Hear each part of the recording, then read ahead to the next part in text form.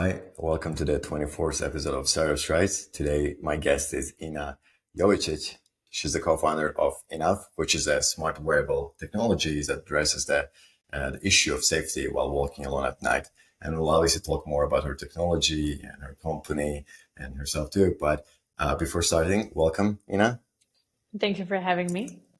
Very much. It's an honor to have you on. It's been an eventful day. It was a bit of a technical issues, but finally we made it happen. Same Um, here. yeah. And I guess, we'll obviously, we have some questions planned out, but before I start, I'd like to know more about yourself in your own words, your background, your academic background, what you studied and, just anything about yourself really in your own words. Sounds good. I'll start at the beginning, which is that I was born in Prague, Czech Republic, Hmm. but I am from a family that is actually escaped the war in the Balkans in the early 90s.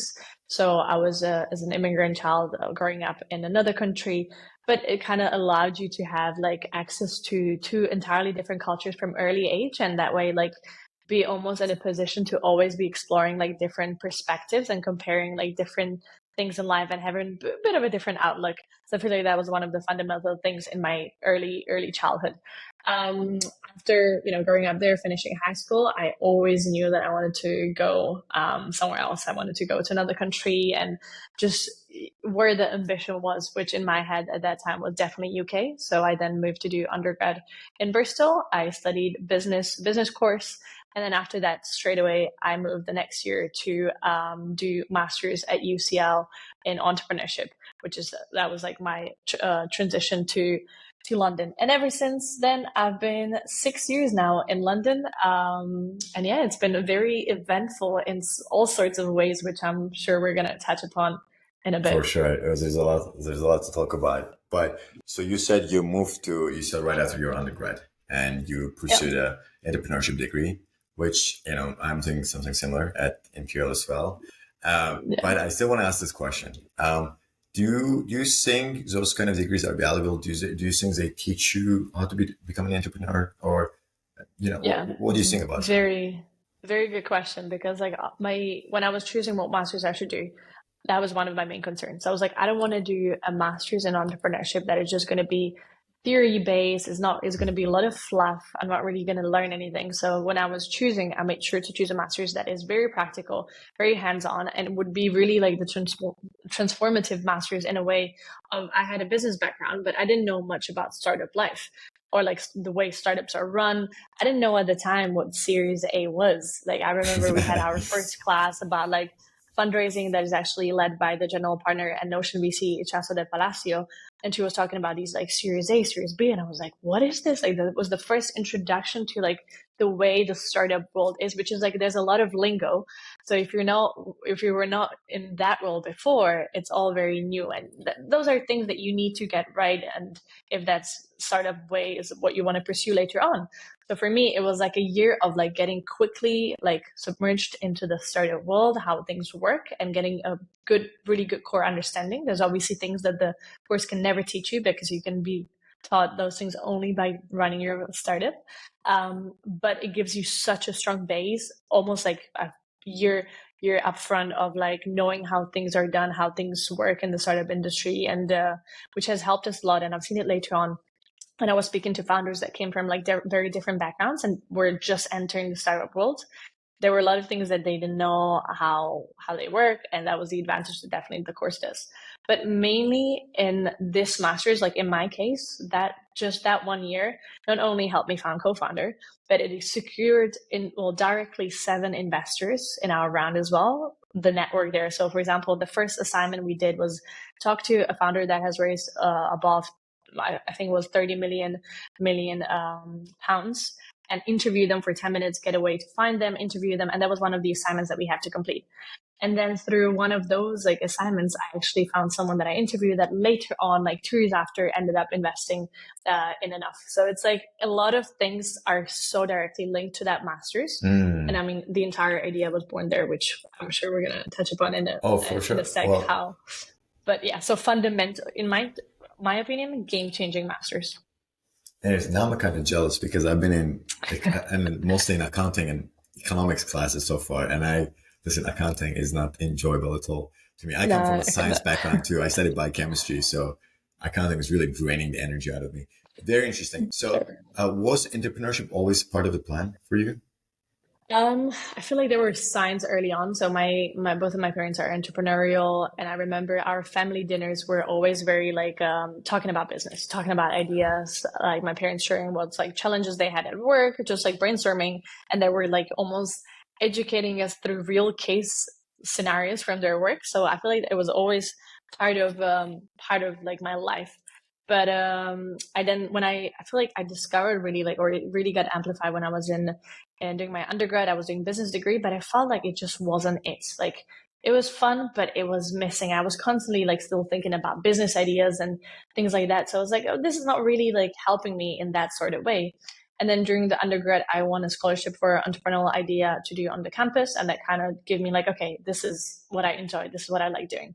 Then COVID hit. So everything kind of paused in the world, but that kind of was the seed for me then to be like, okay, I want to do entrepreneurship. Startups is what I want to do. Was the best way to like move past the masters then. So like it was always at the back of the mind, but like I never knew like in what way to pursue it. Like I wasn't introduced to the startup world super early on. That came on later on, but I always had the like I always knew I wanted to have my own business. I always knew I wanted to like run a company at some point in one shape or form. Got it. So I guess if just to summarize your time at UCL, what were the like the most key lessons, or like perhaps the most useful things that you've gotten out of your 1 year there? I feel like the most fundamental was like something that you would think is probably the most maybe basic lesson or like the one that you wouldn't expect that would give you the most value at the beginning when you're starting, but it was the customer conversations and like the whole concept of like falling in love with the problem that you're solving. So the business is not about what you're building, the solution, but it's all about the problem that you have to absolutely adore and you have to understand every single niche of the problem for you to be able to build a solution that is and a startup that is actually solving a real pain. Which was like I never thought about entrepreneurship that way before. It was more like, okay, let's build a business, let's make it sure it's profitable. But this way it was like a very different angle. And also the way you would find the problem and you would do the customer conversations and like test what really are the pain points in people's life. That I feel like gives a really good base to like even later on, like if you end up doing other a million other businesses, like that is the core of you identifying if your solution makes at all any sense and needs the users need to have it. So that was the first month of the masters, which was like the probably most educative or like most important part of the whole year. Got it. Really interesting. And so that really ties well into the next segment, I guess, next Yeah. question, which is your company, right? Enough. Yeah. I'm gonna ask you about the inspiration behind it. I am obviously I can guess. Being a woman walking alone at Uh, night is not always safe. So I definitely see. But how did you like come up with that idea? What was the inspiration behind it? Like personally, perhaps. And how did this come about? Like, did that start at UCL? Did it start like later on? so you know how I was just mentioning to you the first month when we do like we're looking for the problem that we're in love with. So it actually started in the first month of the masters, which almost sounds like too good to be true for their case, right?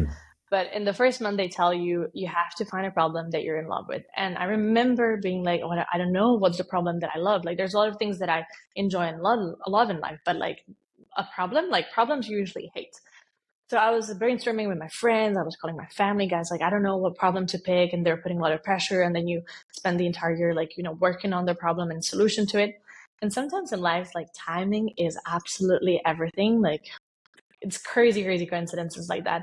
And during that time, a friend that I haven't seen for a while messaged me, like, hey, let's grab dinner and catch up. How's, London life treating us? I was very close to not even going for that dinner because I was so busy with other things. But then I ended up going for that dinner, and it's probably the most important dinner of my life because it was from that dinner when I was returning home. It was 10 p.m. through safe area of London that I got surrounded and then attacked by four guys that tried to take my things. And for context, I'm very like feisty, sporty woman. So my natural first instinct was like, hell no. Well, you've chosen the wrong person. You think this is going to be an easy for you to get my things? That was like my immediate like adrenaline hit. And this is what I was thinking at the time, which obviously is probably not the smartest of approaches in situations like that, because 4 against 1, not really a fair battle, but we learn. And essentially we ended up having a bit of a fight for my things. I was stubbornly not wanting to let go of anything. I ended up getting dragged in the middle of the street, and at some point as well, because they were on motorbikes when they circled me, at some point they were also like, that was a situation that I was still holding onto the things, and they were like driving away, trying to like, get rid of me essentially in that way. And I was thinking like, if I don't let go now while they're still okay, like going okay speed, and if because they continued speeding up, then I'm gonna like break my knees, and really like it's gonna be much worse than it is. So I let go, fall in the middle of the street, scratch my knees, but still I was super, super lucky, because things like could have easily been worse, because then when I spoke to the police, they were like, oh my god, like they normally carry knives, you should have not even been fighting, like they could have easily stabbed you, because like you're just making the whole situation for them more complicated, and they're always looking for an easy exit. And so that was my introduction, first of all, to London, because I just moved to London, so like very, very warm welcome. And second of all, it was like, okay, well, this is a reality that I probably haven't paid that much attention to before then, because then the next week I ended up speaking to a lot of people about what happened, because obviously I didn't have my phone, I didn't have my things, so everyone would ask what happened, and I would share the story, and almost every single girl I would tell the story to would have a story oftentimes worse to say back. And I was like, how is this possible that every woman had a crazy experience, or in general doesn't feel safe, and everyone just confirmed how unsafe it is? It's like, okay, this is so annoying me that this is the reality. I think this is the problem that I'm absolutely in love with. And that's how I started working on it for the then entire year of doing crazy, crazy amount of research around potential solutions. What is it that we need that would actually make difference? And spend the entire year actually master's doing all my work on that, and including the dissertation where I kind of validated the proposed tech and the proposed solution. So yeah, that's how the Well, problem came to me essentially. no, well, first of all, I'm really sorry. That sounds traumatizing. You know, everybody, usually founders, special missionary founders, have very much like strong personal reasons, but it's one of those stories you wish never happened, right? Like it's such a like a traumatizing thing. But I'm glad you managed to actually use it for in a very beneficial way and pivot it in a positive way. So obviously the problem is there, the safety issue. How did you know that? And I'm guessing this current technology that you have wasn't the first technology that or maybe it was, but I am guessing Yeah. there were like a bunch of different ideas that evolved Oh over yeah. time. How did you come up with and how did you end up like focusing on wearable smart technology? And also I'm curious about like how you managed to finding a co-founder, because I'm guessing you don't have a technical background. So you had to find somebody who has a more engineering coding background. Mhm. How does that come Yeah, together? yeah.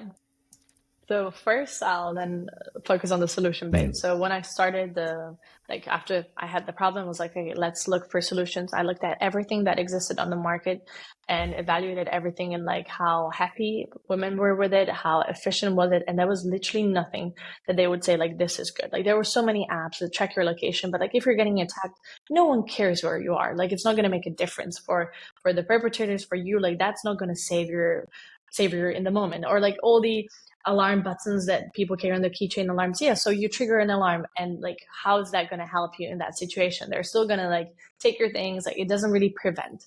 So I identified everything that the other solutions were missing, and then I broke down the problem into like the layers, what the problem is, like when does it start, like what then causes it, because the problem is so complex that I had to look at really like almost every single angle of it and every single layer.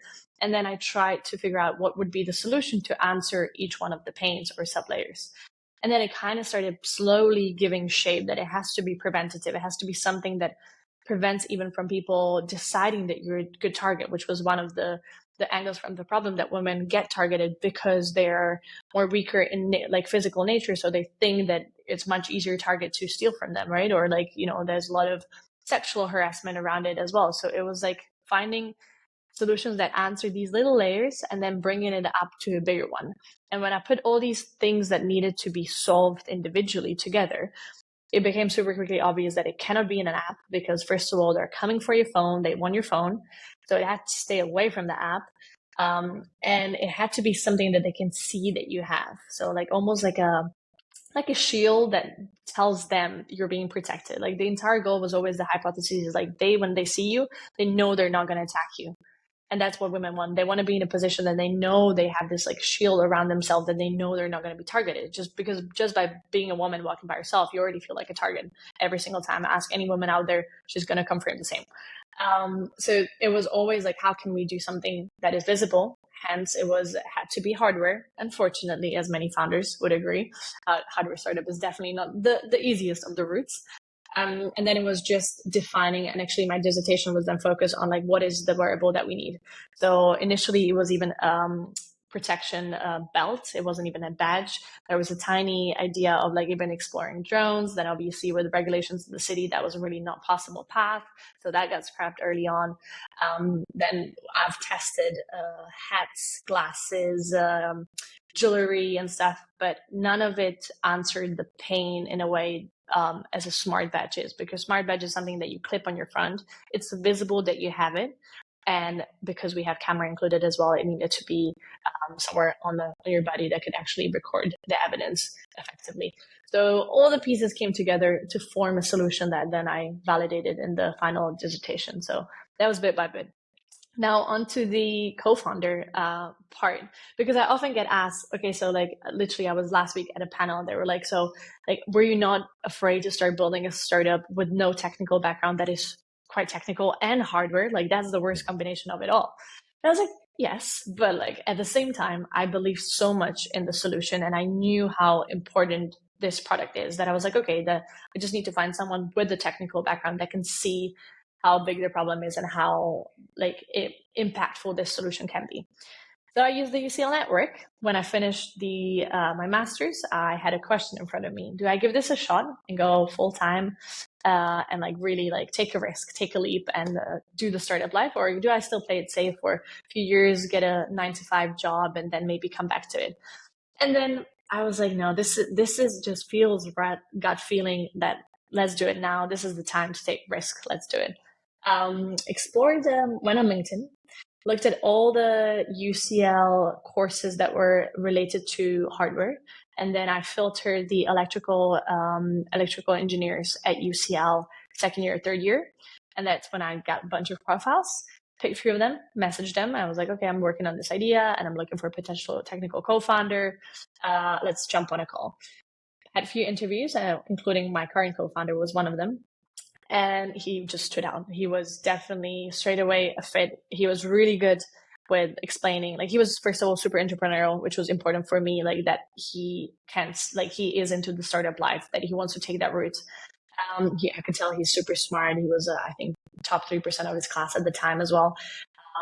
But at the same time, I was like, okay, I know he's super smart. I know he has the skills, but like picking a co-founder is a huge deal. That's the person that is gonna like going with you to this war of startups, like to this crazy journey of ups and downs. Like you have to make sure you get along with them. You're gonna spend way too much time with this person, right? So I was like, how can I see through all his like? He's really good at like, he was good at selling. He was good at speaking. So like, I want to see the like real him. Like, will we get along as friends? Like, it's hard to sometimes judge early on. So we went to have a bottle of wine, and I brought a drinking game that I used to play in my undergrad, which had questions about your life, experiences, past experiences, like very lighthearted fun, which was my goal because I wanted to make the situation seem like it's not an interview. It's like, we're getting to know each other kind of thing. And obviously with the wine, people share and start speaking. Ideal scenario. And there was this one moment when there was something like, tell me about a time that you almost got called about police. And he shared the story when he was younger, south of France. They were at this party, police came and they were all running away. And at one moment he realized that his best friend is not with him.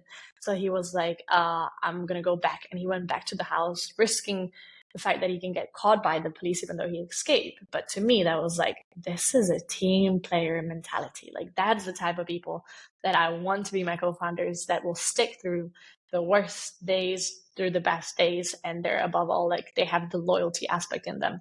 So that's why I was like, okay, this is good. And that's the journey started onwards. And now we've been working together for, I think, two years, and it has been absolutely brilliant. So that's my journey of finding a technical co-founder. Very interesting, very unique. Bottle of wine is the first time I'm hearing. Maybe, I should probably like write it down somewhere.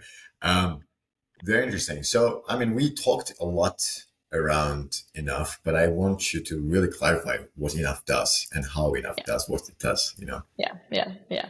So at eNOugh, we're building this AI protection badge, which is badge of about this size, so half of iPhone, let's say, and you magnetically clip it on your jacket or coat the moment you start walking.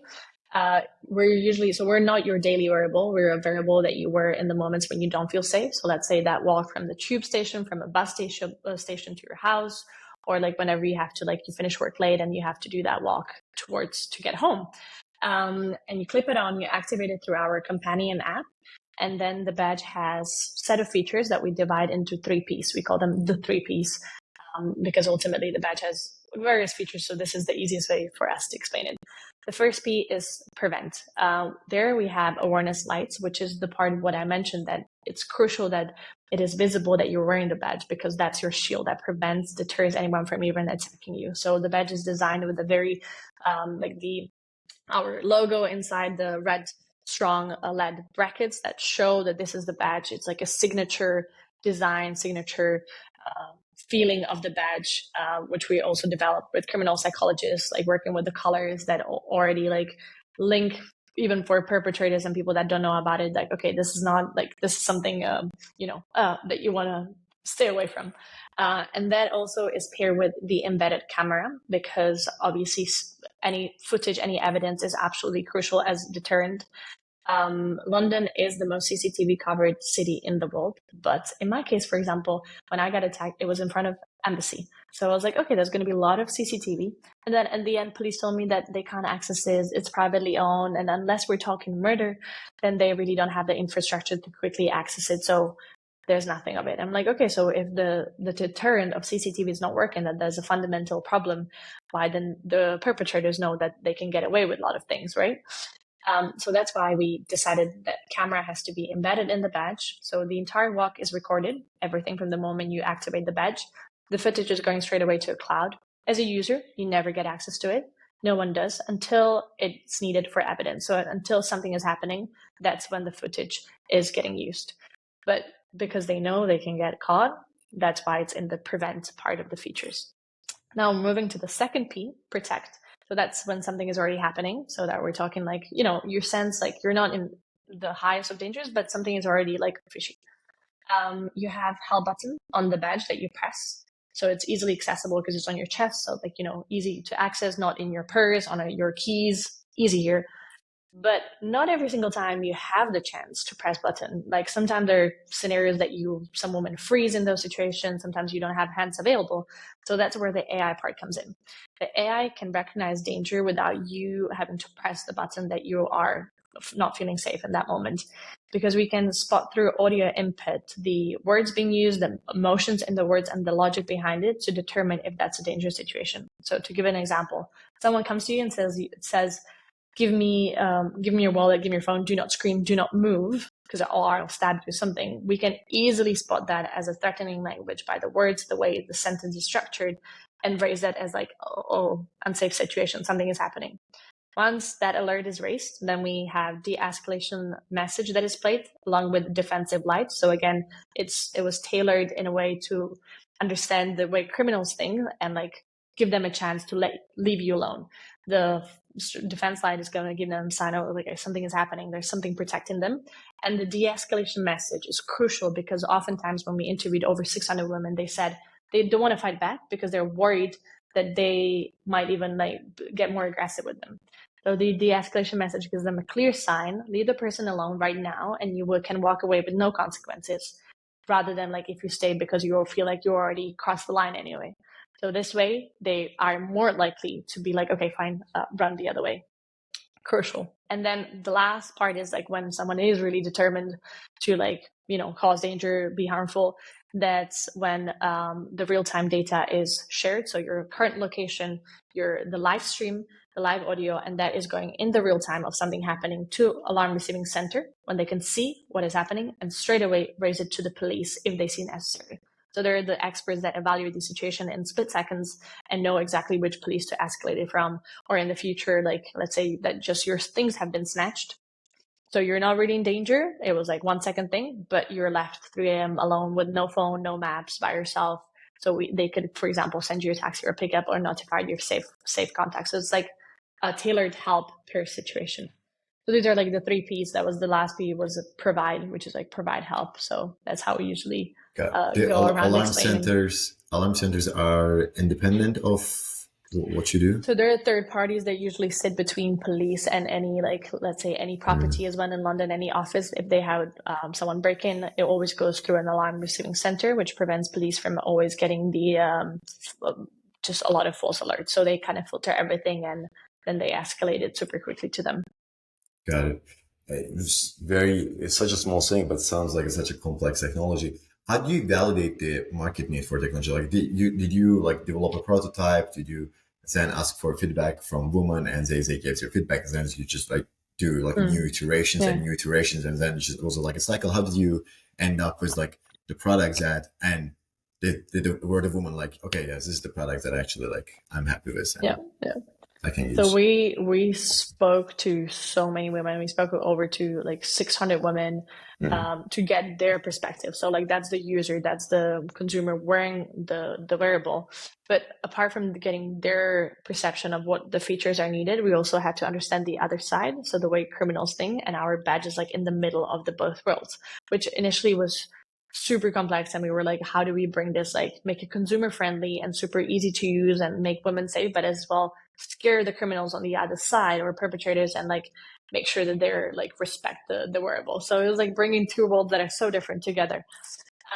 But it was, we first of all tested every single feature independently. There were some features that, for example, didn't make a cut. There were features that like every feature we presented independently and asked them, okay, so from 1 to 10, like how much does safer this make you feel? Then we evaluated a lot of case scenarios when they like kind of said like, what is the thing that would make a difference in that situation, independently of telling them what the badge does, to see if it validates what the badge does. And then if those things match, we're like, okay, it's a tick, it's a puzzle, I connected. So it was a lot of focus groups. We then, I joined forces with my co-founder and we've developed some prototypes, and we did a lot of testing in terms of the shape of the wearable, the way you clip it on. It should be magnetic, should it be clip?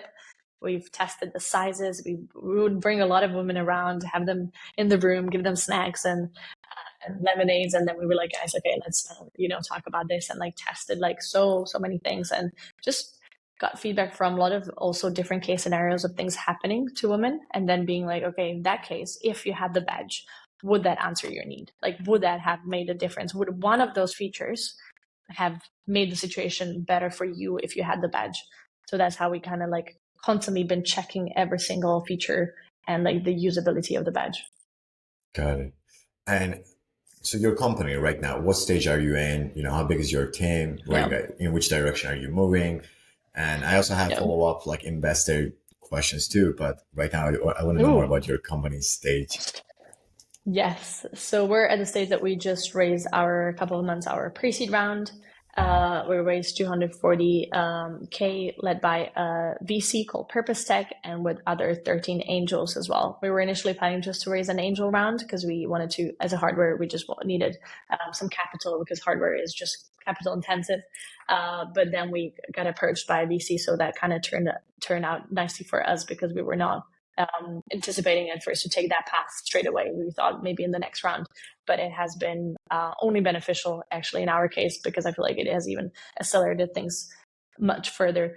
So yeah, we raised, and then from there we've launched recently our app. So that's like almost, we call it antipasti to the badge, because the badge is currently getting manufactured.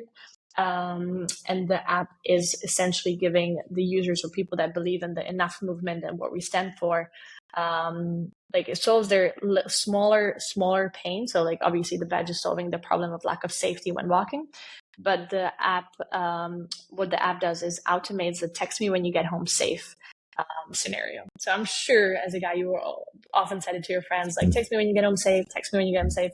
They sometimes say it back as well.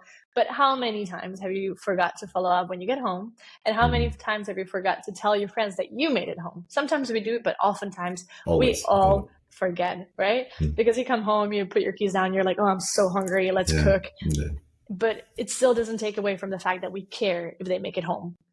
So our app does one simple thing. It automates the whole process. So let's say I go on the app, I'm having a dinner with my friend and she says me like, instead of saying text me when you get home safe, we go on the app. I say start a walk. I pick, let's say, Emily as my as the person I'm on a dinner with. And the moment I arrive home, I don't have to do anything. The app is going to automatically recognize I made it home and send her one notification, which is going to say Ina has made it home safely. Automatic. I didn't have to do anything. She didn't have to follow up. And I mean, we anyways look at our phone all the time on the notifications. It's there, voila. So that's kind of the antipasti before the badge. Ultimately, that app is going to turn into the companion app for the badge. So you would be activating the badge through the app. And in terms of the badges, we've just launched our pre-orders. So we are now, we've had a couple of prototypes. Now we're finalizing still some testing as well with some bit more redefined prototypes. And we're hoping to have the badges ready in March or April, the upcoming March, upcoming April. So that's why we're now focusing on pre-orders and validating actually how many people want to pre-order the badge already now. Got it. It's been incredible so far. So we're super, super happy for all the support. Well, I'm very excited for you too. You said that the app it uses geolocation to send the notifications that you made it home, right? Yeah, so it identifies when you made it to your preset location of what you set as your final destination, and then there is a buffer when we within the 2 minutes of you being at that time, that's when it notifies you've made it home and sends the notification. But you never get to see the other person's location, which I think is crucial because sometimes in the group says you don't want to share your live location. Everyone's like, oh yeah, she made it home, but like she stopped there to get extra burger on the way. Like, we want to make it as private as possible. So you can use it on, let's say you go on a first date and you just don't want the person to know where you live, obviously, but they like want to be kind and they say like, connect with me on the eNOugh app so I can get notified when you make it home safe. So yeah, and especially like what we focus on the most is like the user case of groups. So student societies, student clubs. As a president, you care for your members, but you don't have the time to message everyone individually or spam the group chat. Like everyone text when you get home safe. This way you can have a group walk on our app and you as an admin of the group or president or like, some in other cases, you get notified once everyone makes it home. That's so cool. That's really interesting. You did say you raised some angel funding, but also some VCs approached you too, which does indicate there's a VC interest. But hardware is always like a very kind of, as you already mentioned, is a challenging place to invest in, and especially hardware that addresses a safety issue, such like a niche specific area. Yeah. How did you find VC appetite for that technology, and what was your approach in generating the appetite, if there wasn't any, right? Like, how did you approach that? Pitching, talking to VCs, investors? Yeah, for sure. So in our case, the main kind of driver behind why we got a lot of VC interest was like, first of all, they're very impact oriented. So we got approached a lot by impact oriented VC. Our current VC is actually like an impact fund. So they only invest in startups that are impact. But it was also because they could straight away see that this is a problem that is global. So the VC always asks typical questions like how big this is, how big this can get. In our case, women everywhere in the world, except for maybe like few, villages in like super safe places like, I don't know, Switzerland or like in Croatia and stuff, generally women feel super unsafe. And in some countries, even more unsafe than in London. So this is a global problem, which makes our market absolutely crazy large. So for them, that is first thing that is very, very attractive. Second of all, it's a pain that they were like, the problem was never hard for us to explain. Like they could straight away see the clear pain points that we needed to solve. And as a hardware, the main difference, the main difference was that we're subscription based. Because as a hardware, obviously VCs are always like, whoa, hardware, no hardware. But the moment you're subscription driven hardware, it does make a difference. So I think that was what played a huge role in terms of raising for the first time. Oh, it was interesting. It was very like the learning curve of raising. Yeah, that was you start almost like a really little innocent child, and throughout the journey, you're like figure out the ways, and by the end, like you've learned how to play the games and like how the conversations, like also understanding the other side and like how they approach it, and like yeah, then it's much easier. But to get to that point, I feel like it you have to go through the process of understanding like all the things that work and that don't work. We started with angels, which was much nicer because the due diligence wasn't as crazy as in the VC case. Like in VC, the due diligence was absolutely insane. Like we got asked about every single aspect of our business, like even our personal lives. We got asked if me and my co-founder, if we were dating, and when we said we're not dating, they were like, okay, but like nothing ever happened before. Like no, like we're, so it's like it's a lot of, because I mean early stage and pre-seed, you invest in the founders, you invest in the people behind the business. So it made a lot of sense that they were checking who we are as individuals and why they should back us. So yeah, it's been also interesting of explaining a very female centric problem to oftentimes male audience. So majority, like the first investors that we got on board were male. So we were like, okay, the best way for us is to make them understand, like put it in the context of their sisters, of their wives, of their daughters. And that suddenly like it changes the entire perspective, because they're like, oh my God, something happening to my daughter. Well, no. The fact that she can get catcalled. No. Like, tell me more about the company kind of thing. So that really helped us a lot of like framing the problem in a way that everyone can relate to it with their own context. Interesting. So yeah. Your pitch, did you modify your pitch from investor to investor, or did you keep the core of the pitch same and the way you delivered the message was different? It was the way we delivered the message was different. Like the emotional hook was different. Like we have some incredible female investors too on the cap table, but for them, I didn't have to like spend too much time, because they were like, yeah, straight up, they were like, oh yeah, huge problem. Like I had this and this happened. I'm like, okay, so we can skip that part. We can go straight away to the solution. Whereas the other ones were more like, okay, let's make it relatable to like why is it so important. So yeah. Got it. In terms of fundraising, it's always like kind of tricky, like knowing how much you want to raise, right? Like because you want to have enough money so you have enough runway to do, especially because you're producing something. It's not like just, software. But also you don't want to like take too much early on. Especially I feel like in Europe and in UK, the VCs are not as generous as in US, right? Like it's not, they don't just like throw away capital like in US do. So how do you balance that? How do you approach that? And also like, how do you establish your next fundraising goals? Like at what point you're going to raise another? I think as a first time raising, initially we were like way too shy and almost like too humble in how much we want to raise and how much we should raise. So like we even started raising, I think it was 180 initially, and then only when we like started really getting like the hook of it and how it works, and we're like, well, actually we need more. We need 240. Like why? But it's like it's a process. Like you also gain confidence in your idea the more like you're getting investors on board, and then you're like, okay, this makes sense. And then obviously we had a cap of like what we want to raise at that round.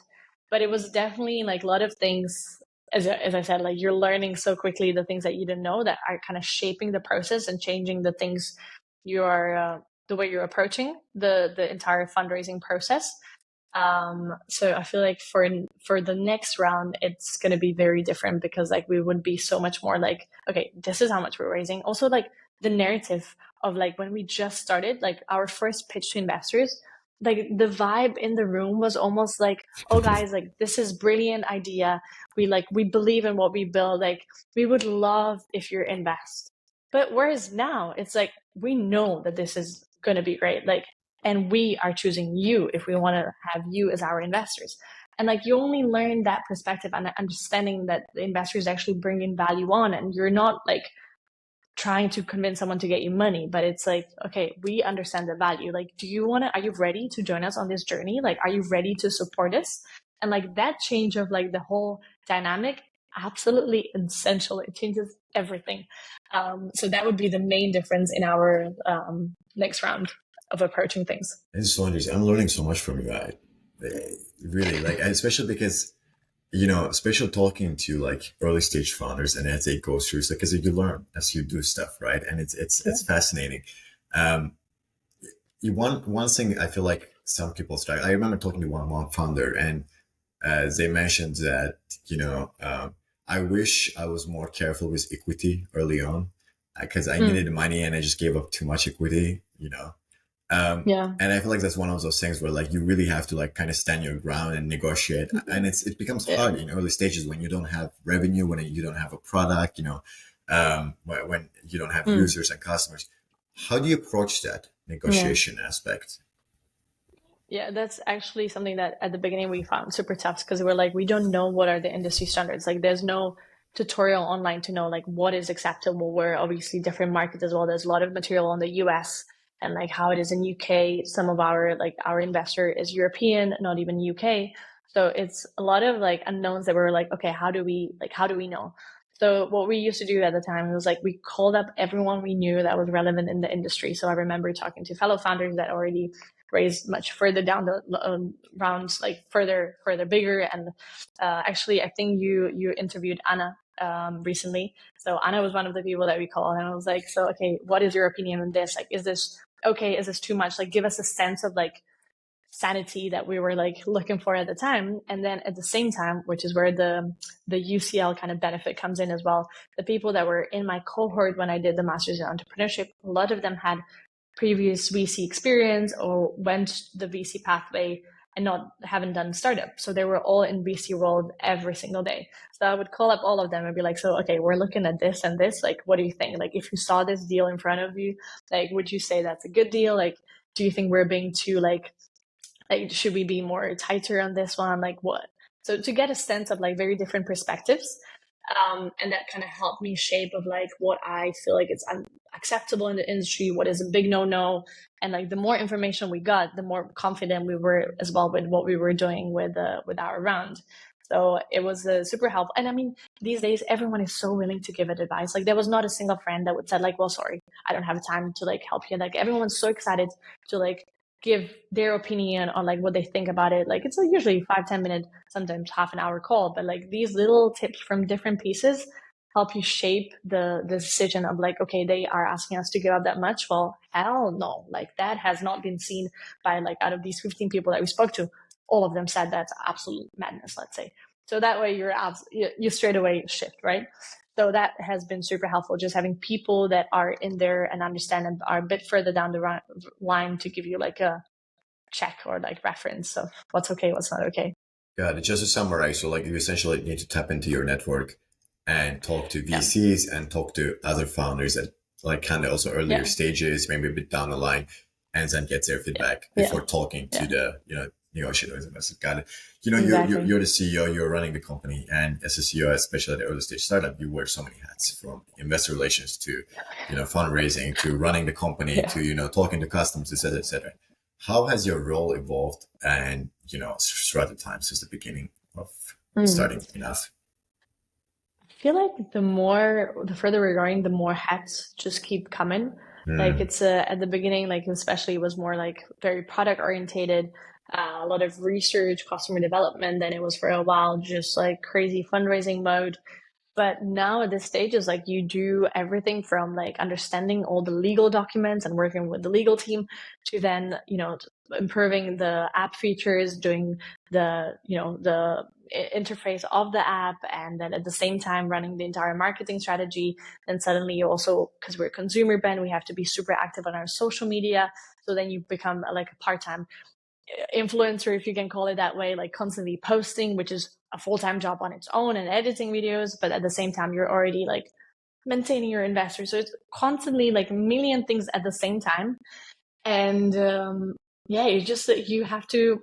I'm still trying to figure out like how to balance all of them, right? Because you're Mhm. doing like based on urgency kind of thing, what comes first. But it's the beauty of it is I feel like the fact that you get to learn so many different things super quickly at the same time. So it's Yeah. like super speed learning of like, okay, so like this is the way we're like looking at the, for example, the agreements that we were signing for the round, and you have to learn all the legal stuff around it. But at the same time, like this is now you're learning how to edit quickly and like how to do call to action and like conversion to your website for pre-orders, like super different worlds. But that also what makes it keeps it so much fun as a founder because you tap into everything. So being able from talking to your like the app developer in your team to like your marketing interns and having like being able to have a conversation and understand with all of them, essential. Got it. How big is your team right now? So we are now three full-time people. So it's me, my co-founder, and then we have a lead software engineer.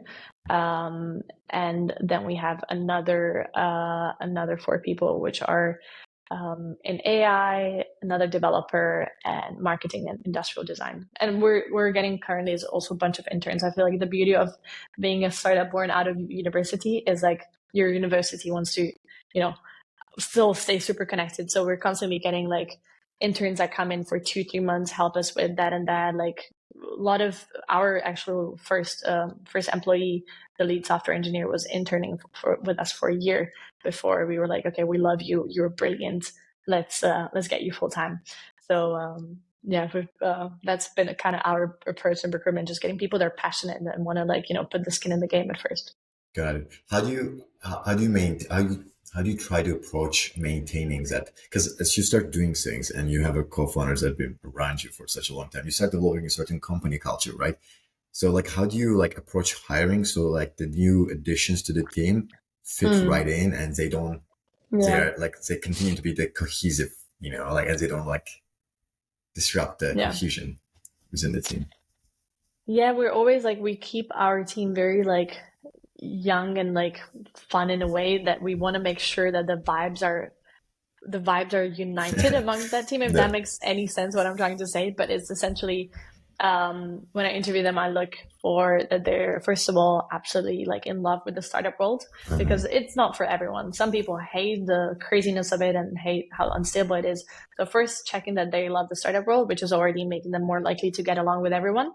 And then they're also like I interview them. My co-founder interviews everyone as well.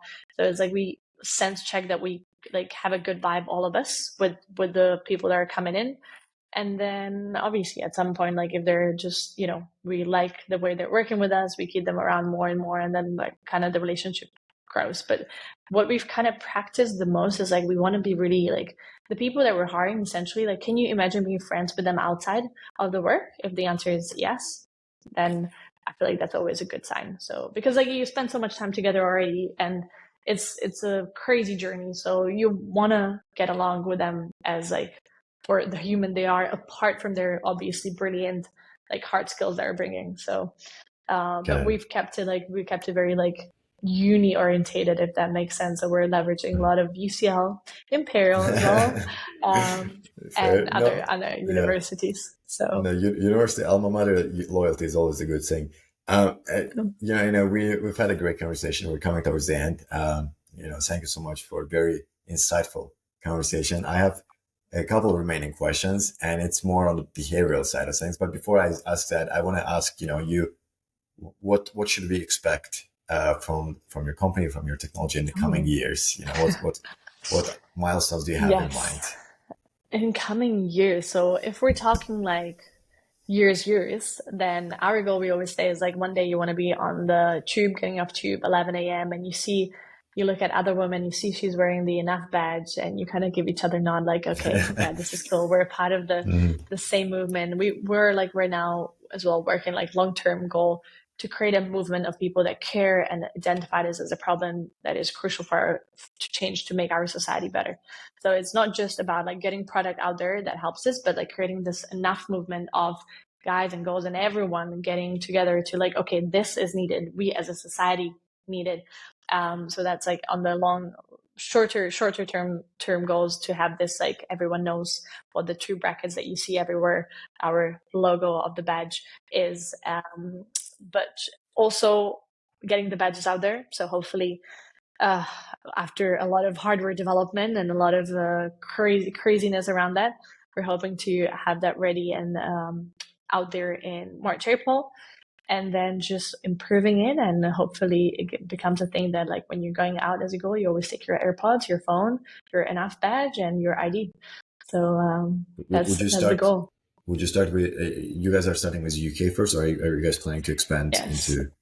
We're starting specifically with London first, just because there's been a lot of cases, and we feel like the pain here is felt a lot. Plus, the timing is really good because there's been the Sarah Everard, Sabina Ness's horrible cases that were just shaking the entire society. Plus, we're working with the police here, so it's already much easier to test the badges here and have the first kind of like go to market here. And then obviously, we want to expand much further than that. Got it. Okay, now let's move on to our final questions. All right. The first one will be looking back, having the benefit of hindsight. What would you do differently? Ooh, be more ballsy and bold, I would say, if that's allowed to call it that way. I feel like because you're first-time founder and you're doing everything for the first time, you have this tendency to like act in a way like you're not really sure what you're doing, and like investors sometimes they can sense it, and like even though you're trying to like act like you have it all figured out, no one does. But like just convincing yourself more, like that is totally fine, that we don't have anything figured out, that is just fine, and just like be a bit more like kind of shoulders and like not afraid, and like I think in hindsight that would have helped a lot. Like I'm referring a lot with like early stage fundraising, when you're like fundraising for some and you're like a bit shy and being like very set with your ways and being like, no, this is how we're going to do it and that's it. But at the same time, maybe it's essential part of the journey.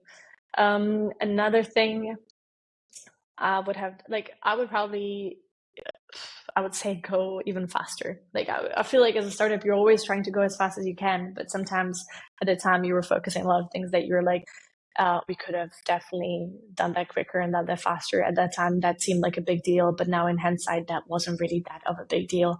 So like just like right now, what I take away from it is like when we're like in the middle of figuring something out and we feel we're super stuck, we're like, okay, in a few months we're going to look back at it. And I was like, it's going to be so simple. Like it seems so much bigger in the moment than what it actually is as a whole. So yeah, that's what I would probably say. No, that's fair. So be bold and act fast. If to summarize. Yes. Not be afraid. Just go for it. Don't be afraid. What qualities do you believe are essential for being an effective leader in a startup environment? Because corporate environment is very much different from a startup environment. Yeah. So that's what I'm curious about. What do you think takes to be an effective leader? I have one super simple answer to that, and that's be resilient. I feel like what makes founders stand out and what's like the main factor that makes the huge difference is the founders that don't give up and that they give up, because it gets tough so often, and there's so many bad days and so many days when you feel like it's just like it's too tough, but like it's never like you can always keep pushing. And I feel like a lot of founders that I've seen around me that did like stop their startup journey is because they at some point they were like, okay, that's enough for me, and like I don't want to like continue, like that's it. But I feel like what makes a huge difference is the people that go through, like push through all the walls, like don't stop, and they're super resilient in a way that the more tough it gets, the more you continue going, the more you continue pushing, because that's what makes the difference. Like no journey ever was simple, right? Like no founder ever had a simple, smooth startup life. So it has to be tough. That's part of it. It's just like when it is tough, just like acknowledging it. Okay, this is one of those days, but this is when I make the difference, and when this is like my factor that makes me stand out, because we're gonna stick it out. So resilience. Got it. Yeah. I guess now it's the final question, and I always like to ask this because I feel like everybody gives somewhat similar, but also like unique perspectives too, because everybody goes through different paths. So a lot of aspiring entrepreneurs, startups are, especially now, it's everybody wants to do a startup. Everybody wants to become an entrepreneur. What advice would you give to, other aspiring people who were once in your shoes, or are in your Mm. shoes right now at UCL or at Imperial, trying to start their venture? How they should approach entrepreneurship?